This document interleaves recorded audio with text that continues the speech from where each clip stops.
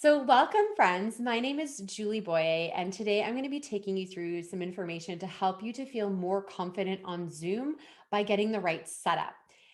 And before I get into the information, I just wanted to share with you that, I've been using Zoom for actually almost 8 years now. And when I first started using Zoom, first of all, a lot of people weren't really into the whole webinar thing or online presentation. I remember we used to have so many connectivity problems, like people couldn't get into the meeting or the meeting wouldn't stream properly. But I never really worried about like my camera or my lighting or anything like that because webinars always seem to be like an add on to the stuff we would do live. Now, just before the pandemic, my husband actually started streaming on Twitch, which is a service where you can do live streaming, and he plays video games and live streams on Twitch. So he did some research and looked at setting up his environment to really give the best experience for the viewers when he was streaming. And then shortly after, the pandemic hit. And I started realizing that my entire business would now exist through webinars, presentations, and Zoom meetings. And what we did at the beginning is we would share the gear. So we would run the microphone or the camera back and forth from his office to mine. I was constantly trying to figure out like, is the lighting right? Where does the camera go? Where does the mic go? Because I was constantly moving the equipment back and forth, and I never really felt comfortable or confident on a Zoom meeting.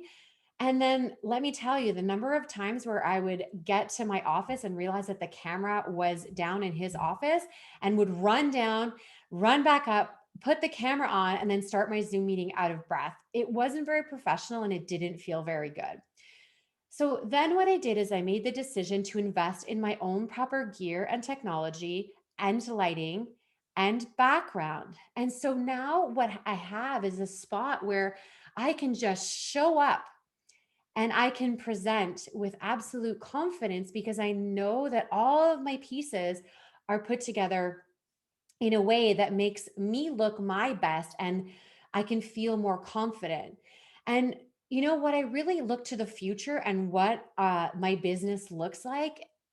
I know that I'm still going to continue to use this medium long after the pandemic has subsided and we're meeting in person because there's so much value in connecting with so many people across the globe. We had people share where they were from when we first started, and there are people from all over Canada and the United States. I wouldn't be able to be in front of you if we didn't have Zoom. So I'm excited to get into this today. We're going to talk about three important things. I'm going to share my screen. Oh,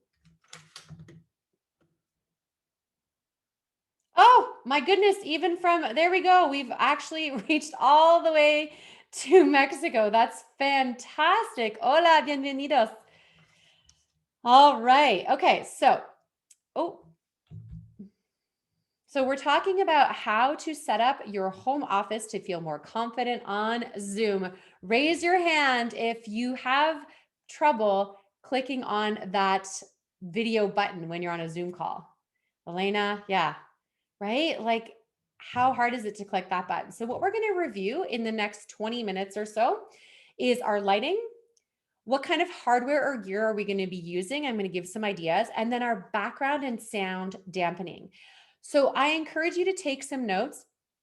At the end of the webinar, I'm going to provide a way for you to actually get direct links to some of the products that I'm recommending and also how we can do a personalized assessment just for you. Okay, so there's three keys for me when I think about lighting in my office space. So I'm going to look at natural lighting, which is from a window. I'm going to look at floor lighting, and I'm going to use ring lights. So I use all three of these lightings in my setup. Okay, so this lovely lady has such a bright place for her work from home space, right? So let's talk a little bit about a window. Now, if you can have a space where you are set up, where you have a window, that is great. Natural lighting really, really helps. It helps the color of your skin look more natural, and it brightens you up in a way that helps to avoid shadows. Now, the trick with natural lighting is the window definitely is better on the side. So my window is on this side. You can see my shadow there in my background, but my window's over here. So I'm getting natural light from over here. If you put the window behind you, what happens is you actually are going to be in shadow or in the dark. And I know this sounds really obvious, but there are many people who really struggle with this and still find themselves in the dark when they're on a webinar. Now, the other option is putting the window in front of you, so behind your monitor or screen. That can also work really, really well. However, the trick with this is if you do live in a place where it's very sunny and you have a bright sunny day, unless you have a light diffusing kind of blind, you're going to find yourself squinting, and sometimes your face might be washed out from the amount of light that comes from a window directly in front of you. So that's natural lighting. Floor lighting. Okay, so the reason, and by the way, natural lighting is free, right? Hopefully you have a window and you can set yourself up so that the window, listen, change the position of your desk to make your natural light work for you. Okay, so let's talk about floor lighting. And why I mentioned floor lighting is a lot of us already have these IKEA lamps in our home, right? And I did, and we were using it in our living room. And so what I did is I brought this floor light into my office and I've placed it directly behind my monitor. Now I use a computer setup, but you could do the same with a laptop. And I'm actually at a standing desk. That's like a bonus tip, a standing desk, or even putting your laptop, like there are laptop risers now. So you could stand in front of a regular desk and have your laptop higher. Standing up when you're presenting and when you're speaking really, really helps with confidence. So I have this stand-up desk, my monitor's in front of me, and then I put this exact floor lamp with both pointing straight up. The reason is when your light comes and points up and over, it really reduces the amount of shadows. The opposite happens when you have an overhead light. So when you turn on your overhead light, it's going to create shadows on your face. And so unless it's directly in the right spot, it's not going to work. So look around your house. Maybe you already own one of these lamps. If you live close to an IKEA, they're very inexpensive. They are available through Amazon, but I noticed that they're like 4 times as expensive as just getting them from IKEA directly. But if you're like me and you live on an island and you don't have an IKEA, maybe you can find another brand, but another very inexpensive way to fix your lighting. And the last type of lighting I want to mention is ring lighting. Now, we are all likely familiar with ring lighting. And if I look up, you can see my ring light in my glasses. That's a tricky thing about ring lighting, is that we often see it in our glasses for those of us that wear glasses. However, it's a great way to spotlight the speaker. If you've ever been on stage or in a performance, you know that they have big spotlights that point directly on the person to light them. That's kind of what you're doing with a ring light, is you're trying to get that spotlight effect without completely blinding you. Now, I use a small ring light that's attached to with a clip to my desk, and it has a little holder for my phone, so that when I want to do a Facebook Live from my phone, I can use the same ring light attachment for my phone as well. There are other attachments like this one you see in the picture where it comes on a tripod. So you have to think about, where am I going to be using this ring light most? So for me, my desk, the way that it's set up, clipping to the back of my desk makes the most sense for the ring light, and it comes just above my monitor. Remember, you want to be that light directly on your face, because that's going to avoid any shadows. So I'm going to quickly show you. So my ring light is on. I'm going to turn it off just so you can see. Ooh.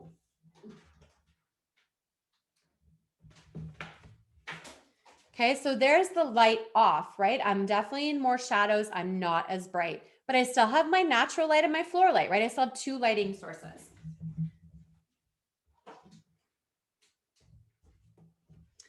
And there I am with my ring light back on. So it definitely makes a difference. Now, I do encourage you. Oh, I'm here. I'm definitely, you guys can't see my person? Jillian says, cannot see you. Are you still screen sharing? You might have minimized the thumbnail video. So, okay, great. Yeah. So Jillian, you might have just minimized the thumbnail video. So I don't really know how to, you got to find the little thing to maximize the thumbnail video. Okay. So that's the lighting. Okay. Awesome. Okay. Remember, write your questions in the Q&A, because then I have them all in one place afterwards and we can go through them one at a time, or just make a note and I'm happy to help you as well at the end. If, I'm going to take some time to go over questions. Okay, the next thing we're going to talk about is your hardware or your gear. We're going to review microphone, webcam, and then speakers or headphones. How are you hearing other people on a meeting? Okay, listen, I know we've all heard of the Blue Yeti microphone, and there's a reason why. The reason is a Blue Yeti microphone is well priced for the quality that you get in a USB mic. So these are called USB mics because of the way that they plug into your computer or your laptop. You can use a Blue Yeti with a laptop and you plug it in through a USB port. The quality of a Blue Yeti, really truly for the price, is one of the best. And that is what I have. And what we did is I actually have my own Blue Yeti right here, and I've got a shield, a sound shield behind it. Why this is important is a Blue Yeti. First of all, if you're ever going to be recording with another person live, so if you and your partner or your friend are going to be recording things, you need a microphone that can pick up from both sides. And the Blue Yeti has a setting that allows you to do that. Right now, I've got it on a setting where it picks up the sound that's right in front of it. And I've got a shield behind it because it helps block out any outside noise and really focus the sound. Now, when I'm recording a podcast, I will put the mic right in front of me and I will speak directly into the mic like this. It really helps. However, when I do a webinar, because I don't want to block my screen too much, again, you have to make this work for you. I put it a little bit to the side, so it's going to sound a little bit more echoey. You can get a less expensive, the Blue Yeti Snowball. The only thing is it doesn't have the same capabilities. Oh, and the one thing that I love is the mute button. Watch this.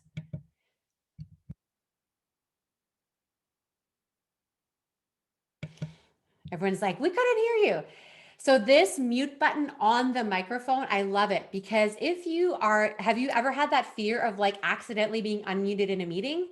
Well, if you have this microphone, you can press the mute on the microphone, which means that even if you're unmuted in the meeting, you're still muted. So I like that just for privacy, that I don't freak out that, someone that happens. Listen, I was at an event with GoPro just last week.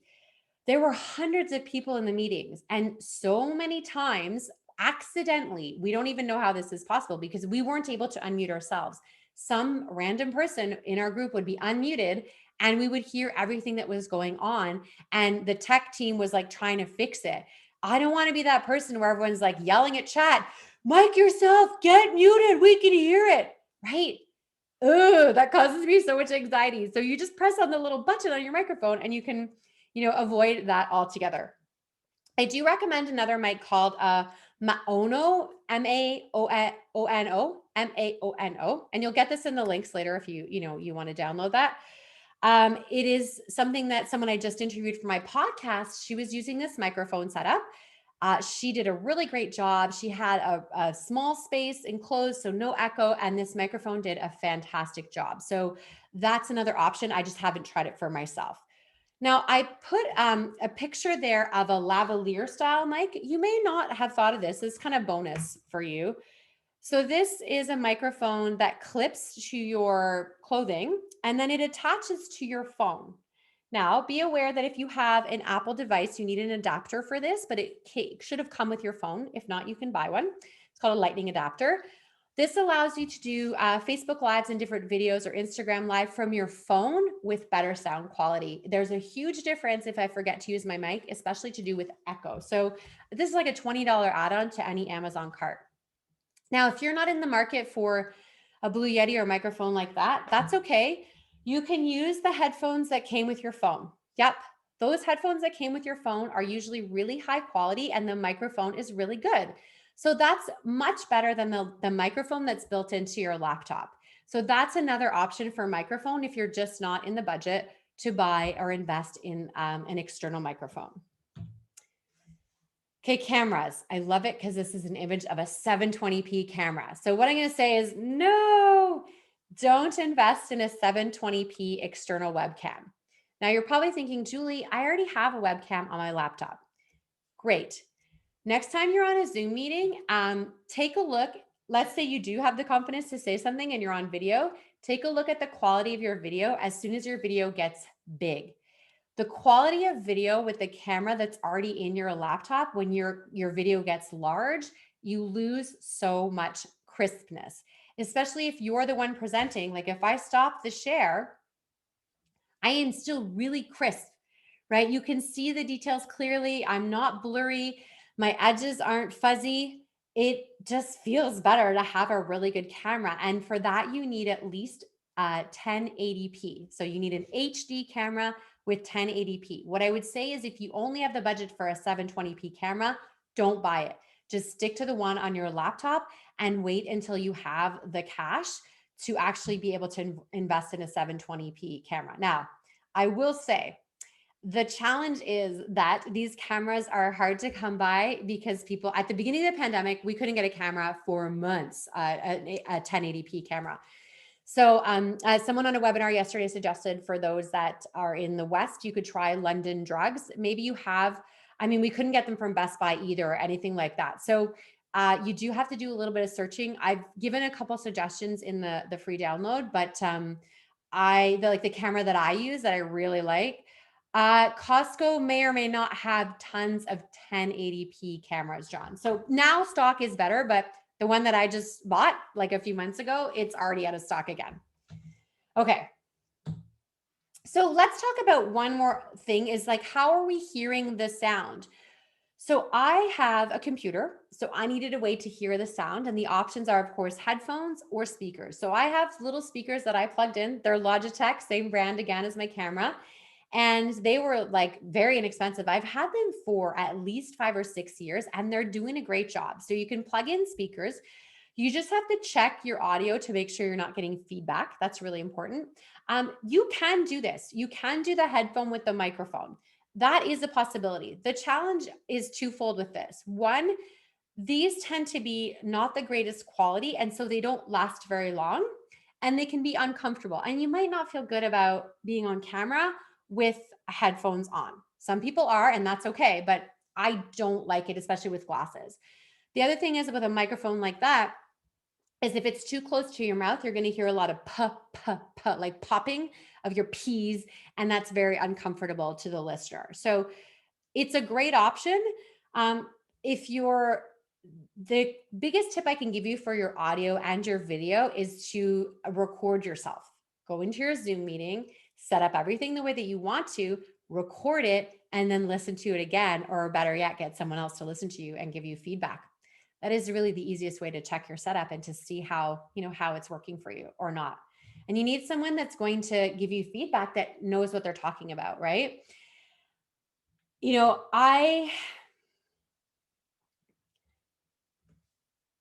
I sometimes give feedback when it's not always requested, but I'm doing it from a place of trying to help people to feel their best and feel their most confident when they're on a Zoom meeting. And, when we're thinking about where we're going and how much time we're spending on Zoom, that feeling of just feeling good and feeling like you have all the pieces put together, I think is something that we really want to focus on, and hopefully that we can all get to a place where we're really comfortable without spending a ton of money. So the last bit that I want to cover is to do with our background and sound dampening. Okay, so the question is, where are you? Where is your setup in your home? Not everyone has the luxury of a home office. I am extremely grateful that I have a home office and it's fairly large. I have a setup where I have a stand-up desk on one side. I have a sitting desk on the other. So I have two desks that are like, butted up against each other. And I can, in a pinch, especially when I'm on an event that's going to be several hours long, I'll sit. If I'm not the main presenter, I will sit and use my laptop camera and my headphones. And that's okay. And I still have a nice background on the other side of my desk too. But where are you physically, right? So the bigger your space, the more you're going to deal with sound echo. Okay. So keep that in mind. One of the women that I just recorded with that I mentioned had this Maono mic. She found a corner of her kids' playroom where she was right in a corner. So she had a wall to one side and a wall behind her. She put a plant on the other side. She put a picture behind her, had her desk in front. She probably had to kind of squeeze in, in order to get into that spot. But wow, and she had headphones because she didn't want the sound of, other people disturbing her. And honestly, it was not a very big space, but it really sounded amazing. And she stood there with confidence. It was fantastic. So what's behind you? Okay. Some of you aren't going to like that I say this, but I say it with love. Please stop using the virtual Zoom backgrounds. They look terrible. They look terrible. If you really want to use virtual backgrounds, you need a green screen. Okay. So my husband, who does the streaming, as I explained, he has a green screen. He just literally got, it's like a green piece of material that has like a stand and some clips. Like it's not super fancy, but he has a proper green screen, which looks a lot better than when you're just putting a Zoom background without a green screen. So I know some of you aren't going to be very happy with me for saying that, but please you lose. Like I was talking with someone and her arm kept disappearing into the background. Like this is so odd. It's so uncomfortable, right? Like if I'm uncomfortable, is that person going to be really comfortable presenting? So what's behind you? Can you get a wall? So before I had my pictures, that these are pictures that I've taken. What a great conversation starter, right? How many times am I in a Zoom meeting and someone's like, "Oh, those pictures behind you are really nice. Are those your pictures?" I'm like, "They actually are." Did you know that I have a business where I actually sell my prints and my cards and canvases with my photos? Like it's such a great conversation starter. But I used to have a picture of my husband and I at our wedding. And I was like, do I really want to have that behind every single Zoom meeting? No. So I put things that I'm like excited to talk about. Listen, how many of you have, really nice products that you could put on some shelving? I know that some of our friends just installed some shelving behind them. I have a friend that I work with. She actually totally redid her closet, put in shelving, nice things on it. And now she sits with her closet as her background, but you wouldn't know it's a closet because it's set up really nicely, right? And actually, that smaller space helps to keep the sound in. So, just paying attention to what's behind you. Can you paint a wall, right? To a lighter color? Can you add some art? Is there already art in your house? Do you need to order a really beautiful canvas? Because I know someone who sells them. Okay, so think about what's behind you. Remember, you're putting your questions in the Q&A if you have anything to add to that. Okay. And the last thing about the background and sound dampening is reducing echo. Like I said, I'm so grateful that I have a really big space, but the problem is most offices aren't full of soft furniture and stuff to help dampen the sound. One strategy that I learned from my new audio engineer is I actually had one of these trifold room dividers. Now, the trifold room divider can be used in two different ways. If you're doing video, and again, you don't have maybe a private space and you don't have a wall behind you, you can put a trifold room divider behind you. They're about $100 to $150. So you can put I have a really nice one. I got it from a store called Yisk, and it's lovely. If you are just recording audio, you can put the trifold room divider behind you and throw a blanket over top of it. And it really dampens the sound. The change from doing my podcast, like my intro and my outro of my podcast, with adding the trifold behind me with the blanket on it. It's just, I'm pointing because when I speak and I'm on video, I put it over here. And what it does is I put the blankets on top. It helps a little bit, but it also blocks my door. So if someone accidentally opens my door, if you have kids, it's never an accident. Anyway, if my daughter decides to open the door in my meeting, you don't hear the door opening, and she can see instantaneously that I am doing a presentation because there is a divider right there. So that's a great way. Again, if you bought every single thing, like if you bought new lighting, a camera, a microphone, and a room divider, you're going to spend about $500. Like that, just think about the investment in your business and your confidence with that kind of an investment. So that is, my best recommendation. If you can buy soft furniture, like I added a chair into my office, like a soft little lounge chair, still very echoey. So the room divider really helps. If you need more help with this, I would love to help you out. I do offer, short coaching sessions just to really get your setup and we can talk about other things on Zoom. Listen, you can ask me those Zoom questions that you've been trying to figure out, like John just figured out the difference between a webinar and a meeting. Whatever you need, you can send me an email. And I'll send you a link so you can download a PDF that I created with the links of all my recommended things to purchase. So you can literally go, it's all on Amazon. You can order what you need. You can figure out what works with your budget. You can put it on your birthday wish list, whatever it is. But I can send you that. So my email is right there. Now, as I wrap things up, I want you to just imagine with me, it's the end of 2021. And I want you to think about what's possible for you in your business and in your career when you have that extra confidence to speak on a webinar or in a meeting. You're no longer the person that hides in the back with their camera off and their microphone muted. You're a participator. You're contributing now. And you have the confidence to speak your mind and to share a story or to be leading a webinar. Something I learned is that the person who holds the marker makes the money. Well, if you're the one standing in front of everybody on a Zoom meeting, leading a webinar, you're the one holding the marker. So, what does your business look like and your career at the end of 2021 if you have the confidence to be the one holding the marker?